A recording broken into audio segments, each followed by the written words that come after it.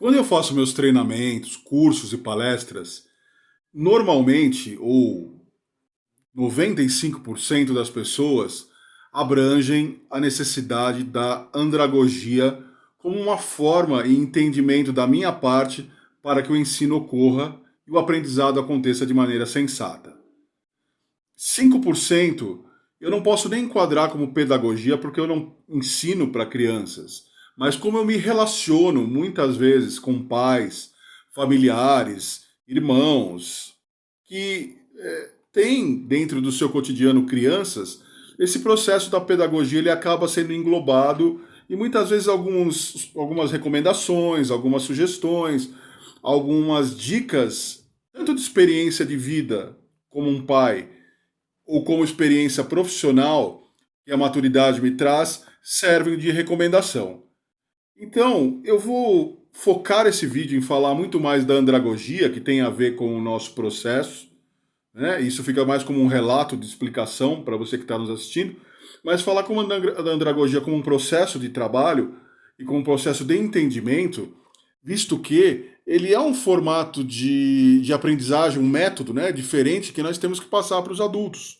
Porque a maneira de receber esse conteúdo, quando eu estou lá fazendo uma palestra, quando eu estou realizando um treinamento específico, eu tenho que captar o envolvimento dessas pessoas. E cada um, o adulto dentro desse cenário, cada um tem a sua forma de comportamento, tem um dia bom, um dia ruim, tem a sua motivação, a sua inspiração para que possa estar lá.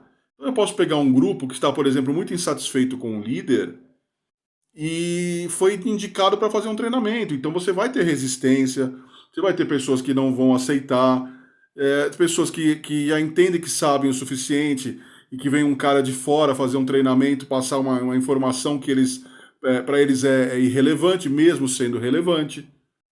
Então, todo esse processo envolve a minha experiência, a minha capacidade de compreender esses comportamentos e buscar o que é de melhor para esses adultos, o que vai ser positivo e vai fazer para ele relevância dentro do aprendizado. Nesses casos, normalmente no processo de andragogia, o adulto ele não busca somente o conhecimento e o aprendizado. Claro que isso é relevante, mas para ele tem que ter algo a mais. Então, por exemplo, ele está fazendo um curso por quê? Porque ele quer conseguir um emprego, ele quer sair daquele lugar, ele quer mudar de cargo, ele está fazendo uma palestra porque ele quer aprender algo, porque ele almeja algo maior na vida, ele quer ser um empreendedor, por exemplo.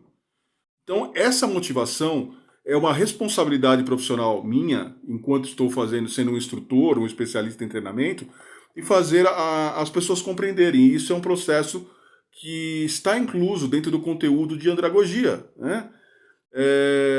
Esse conteúdo ele deve ser relevante ao mercado de trabalho. O que eu passo, o que eu oriento, o que eu recomendo deve fazer significado para quem está recebendo, deve ter um contexto de compreensão macro para quem está recebendo, e eu tenho a responsabilidade de passar as informações direcionando. Então, cada treinamento, cada palestra, dependendo do grupo, dependendo do tipo de pessoas, pode ser diferente, ainda que o contexto teórico seja o mesmo. A minha maneira de levar, eu tenho que fazer as pessoas se envolverem nisso, né? Eu tenho que observar de cada participante a sua necessidade. E como é que a gente faz isso, sendo que muitas vezes a empresa me convida para um treinamento, eu vou ter um contato rápido, inicial, e fecho o negócio e vou lá e faço. Então, existe a minha responsabilidade em interagir, por exemplo, com os gestores, procurar o gestor da empresa, procurar compreender o que esse grupo busca, o que a empresa quer, o que ele, como gestor, quer, tentar me informar um pouco das características pessoais com o RH estratégico da empresa, qual é o comportamento de cada um, qual é o tipo de relevância, os valores. Então, eu tenho que fazer essa lição de casa e me informar, para que eu possa ter um melhor resultado no treinamento. Porque se eu chego, por exemplo, sem entender o processo de andragogia, eu vou lá, jogo o conteúdo, eles vão receber, vão sair insatisfeitos, um ou outro que já estava um pouco mais interessado vai sair feliz, e vão falar que o treinamento não foi bom, e o gestor não vai dar continuidade ao conteúdo, e tudo vai ficar perdido. Então, ou seja, o que deveria ser algo para capacitar, para desenvolver as pessoas nas questões pessoais e profissionais, vai ser simplesmente tempo desperdiçado. Alguns pontos que eu entendo como relevantes e importantes de entender isso é a praticidade do treinamento. Então, às vezes, é válido fazer uma apresentação no PowerPoint, as pessoas gostam de copiar, avaliar e você ir falando em cima. Tem horas que o treinamento tem que ser mais lúdico, mais dinâmico, mais participativo, às vezes situacional. Tudo depende da compreensão do cenário que vai ser feito. E aí entra, como eu falei, já o processo de andragogia. Porque, por exemplo, essa pessoa que está aprendendo, vamos chamar de aprendiz, vai, desse conteúdo, ele tem que ter uma autonomia de decisão, ele tem que saber escolher como ele vai aplicar aquele conteúdo. Eu vou lidar, por exemplo, com a resistência, de lidar com considerar, por exemplo, as experiências anteriores que essas pessoas têm, até o próprio histórico profissional atual.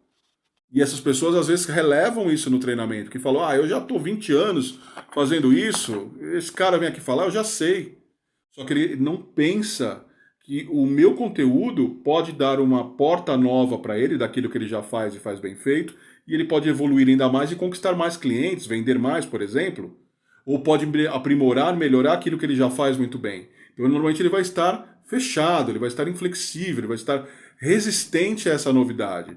E cabe a mim, como instrutor, como especialista em treinamento, romper essa barreira e achar aí a etapa de prontidão para que ele possa aprender, né? Quando ele está pronto, quando que ele vai aprender, qual é o start dele na hora? Então, a técnica não é simplesmente ali chegar e ler um conteúdo ou começar a falar. Não, eu tenho que trabalhar os processos de andragogia antes, durante e até depois do treinamento, ou do palestra, ou do curso, enfim, como você queira chamar. O mesmo serve quando eu vou fazer um webinar, por exemplo. Por mais que eu esteja ali mediando, por mais que eu esteja guiando, há um jogo de informações e egos e vaidades onde um vai querer falar mais que o outro, expor mais que o outro sobre determinado tema. Se eu não tiver o processo de andragogia, isso descamba e começa a ultrapassar tempo, começa a sair do contexto. Então, tudo é válido na maneira de se interpretar e utilizar o processo de andragogia. Tá? Encontrar motivação para aprender, olha que ponto relevante que eu lembrei. Motivação, encontrar a motivação dessas pessoas para aprender. Por que eles estão fazendo esse treinamento, esse curso ou palestra? É só porque o proprietário da empresa quer? É só porque o gestor quer ou porque entendeu a necessidade? Ou porque eles também compreenderam a importância de fazer essa etapa de desenvolvimento na carreira? Porque eles estão motivados a algo maior dentro da empresa. Isso traz a equipe para a participação. Isso faz com que eles compreendam melhor o contexto e interagem comigo durante a palestra. Interagem comigo durante o treinamento. Porque existe o outro lado da andragogia, que é eu fazer a questão motivacional, eu fazer dinâmica e as pessoas fazerem com má vontade, dando risada ou desinteressadas sobre o tema. Então eu tenho que envolvê-los para que isso tenha um contexto de fato real. E um outro ponto relevante que eu posso citar é o método 70-20-10, que eu até vou fazer um vídeo aqui no canal falando sobre isso, que é uma coisa muito legal, tá? É um método com contextos antigos, mas com pontos relevantes, que foi criado nos Estados Unidos, né, por alguns especialistas, e cita muito o cenário de você ter... o 70, o 20 e o 10 são percentuais, tá, de aprendizado. Então, é compreendido que 70% do aprendizado das pessoas dentro da andragogia, ele é empírico, tá? E o resto pode ser relacional e referencial, e os outros 10% se qualificaria em formal.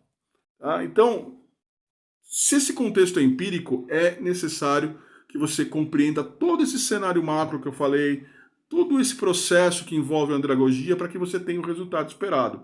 E o treinamento possa realmente surtir o efeito desejado e você desenvolva os profissionais, capacite os profissionais e eles saiam satisfeitos do teu conteúdo e levem isso para o contexto da empresa, né? Para o cotidiano deles de verdade.